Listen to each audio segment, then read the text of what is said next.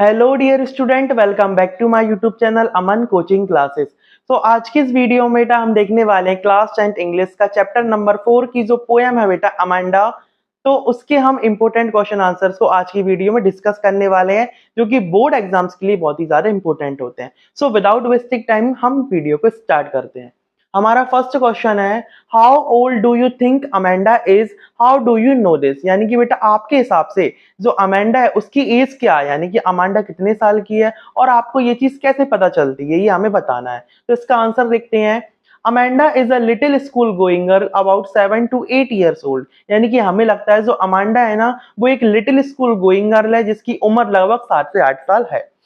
We know this because she has been advised by her mother for all matter। यानी कि बेटा हमें यह सब क्यों कैसे पता चलता है, क्योंकि बेटा उसके कोई भी मैटर हो, उसका कोई भी मैटर हो, वो हमें उसका जो भी मैटर होता है वो अपनी मम्मा से सलाह लेती है, अपनी मदर से एडवाइस लेती है, इसलिए हमें यह सब पता चलता है।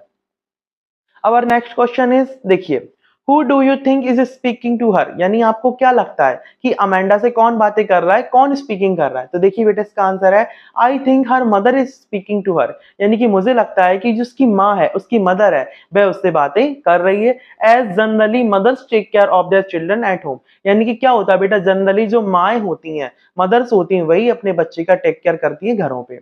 ठीक है। Our next question is, what could Amanda do if she were a mermaid? यानी कि बेटा यदि अमांडा मरमेड होती, यानी कि एक जल परी होती, तो वह क्या क्या कर सकती थी, ये क्वेश्चन है। तो इसका आंसर देखेंगे।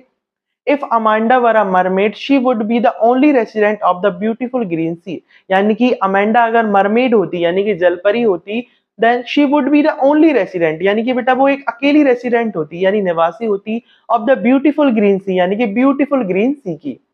शी वुड रिलैक्स, यानी कि बेटा वह क्या करती, रिलैक्स करती। एंड मूव इन द काम इमर्ल्ड सी ब्लिसफुली। यानी कि ये जो काम सी है, बिल्कुल शांत और सबसे अच्छा समुद्र है, शांत है बिल्कुल, उसमें बेटा वो क्या करती, मूव करती, यानी कि इधर उधर मूव करती। ब्लिसफुली, ब्लिसफुली यानी कि पीसफुली या फिर हैप्पीनेस, विद हैप्पीनेस, यानी कि बिल्कुल हैप्पीली वहां पे वो मूव करती, आराम से शांत सी में।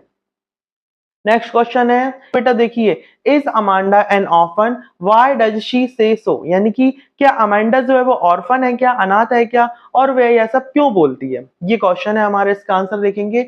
No, Amanda is not an orphan. यानी कि नहीं, अमांडा ऑर्फन नहीं है, अनाथ नहीं है। शी सेज सो बिकॉज, यह वह सब क्यों बोलती है, क्योंकि शी इज डिप्रेस्ड, क्योंकि बेटा वह डिप्रेस्ड है, बहुत ही परेशानी में है। By the scolding of her mother, क्योंकि बेटा जो उसकी मदर है उसे स्कॉल्ड करती है, यानी ताने मारती, डांटती, हर बात पे डांट लगाती है उसे। Therefore she wants to be alone, इसलिए बेटा वह क्या चाहती है, अलोन रहना चाहती है, बिल्कुल अकेली रहना चाहती है। And feels her life would be peacefully, और वह ऐसा चाहती है कि उसकी लाइफ बेटा मोर पीसफुली, यानी कि ज्यादा पीसफुली होती, if she would have been an orphan. यानी कि यदि वह एक अनाथ होती तो उसकी जो लाइफ है बहुत ही पीसफुली होती। ठीक है, ये हमारा क्वेश्चन था, ये हमारा आंसर था। नाउ नेक्स्ट क्वेश्चन की बात करते हैं। Do you know the story of Rapunzel? क्या आपको रेपुंजल की स्टोरी पता है? Why does she want to be Rapunzel, और वह रेपुंजल बनना क्यों चाहती है? जो अमांडा है हमारी, वो रेपुंजल की तरह क्यों रहना चाहती है, उसकी तरह क्यों बनना चाहती है, ये क्वेश्चन है। इसका आंसर देखेंगे। Rapunzel is the name of a girl in fairy tales. यानी बेटा रेपुंजल एक ऐसी लड़की का नाम है, परियों की कथा होती है ना, उसमें उसका नाम लिया जाता है। Who is captured by an old witch in a tower? जिसे बेटा कैप्चर कर लिया गया था एक टावर में, एक ओल्ड विच यानी एक बूढ़ी चुड़ैल द्वारा उसे रख लिया गया था, टावर में बंदी बना लिया गया था। Rapunzel has long and beautiful hair. ये जो रेपुंजल थी, इसके बेटा मैजिकली हेयर थे, यानी कि मैजिक यानी बहुत ज्यादा लंबे हेयर थे, बहुत ही ब्यूटीफुल हेयर थे। She lets her down, she lets her hair down through the window of tower. यानी कि वह क्या करती थी, वो जो टावर था उसकी विंडो थी, यानी उसकी खिड़की से अपने बालों को नीचे लहरा देती थी, यानी बहुत नीचे की तरफ वो झुका देती थी, जिससे बेटा कोई भी उसके बालों पर चढ़कर ऊपर आ सकता है उससे मिलने। The girl wants to be like Rapunzel. देखिए बेटा, अब जो लड़की है वो अमेंडा, वो अपने रेपुंजल की तरह क्यों बनना चाहती है? So that she can live alone in a tower peacefully. क्यों? क्योंकि बेटा वो जो है वो टावर में पीसफुली रहना चाहती है, बिल्कुल भी अकेले, अलोन। नाउ नेक्स्ट क्वेश्चन देखते हैं। What does the girl yearn for? यानी कि बेटा what does this poem tell, देखिए 6 क्वेश्चन है, what does the girl yearn for, what does this poem tell you about Amanda, यानी कि बेटा उस लड़की की इच्छा क्या, उसकी डिजायर क्या, उसकी कामना क्या है, what does this poem tell you about Amanda, और ये जो पोयम है वो अमांडा के बारे में आपको क्या बताती है, ये हमारा क्वेश्चन है। देखिए तो इसका आंसर देखते हैं, the girl yearns for freedom and peace in her life, यानी बेटा लड़की क्या चाहती है, अमांडा क्या चाहती है, अपनी लाइफ में फ्रीडम चाहती है और पीस यानी कि शांति चाहती है। The poem tells us that she is an imaginative girl, यानी कि पोएम बेटा ये बताती है कि ये जो लड़की है बहुत ही इमेजिनेटिव गर्ल है, इमेजिन करती है हर चीज को। Who is constantly nagged by her strict parent, जिसे बेटा अपने स्ट्रिक्ट पेरेंट्स द्वारा, उसकी मदर द्वारा हमेशा नेग्ड किया जाता है, यानी कि ताने मारे जाते हैं, उसे डांटा जाता है, उसे परेशान किया जाता है, ये पोयम हमें ये बताती है।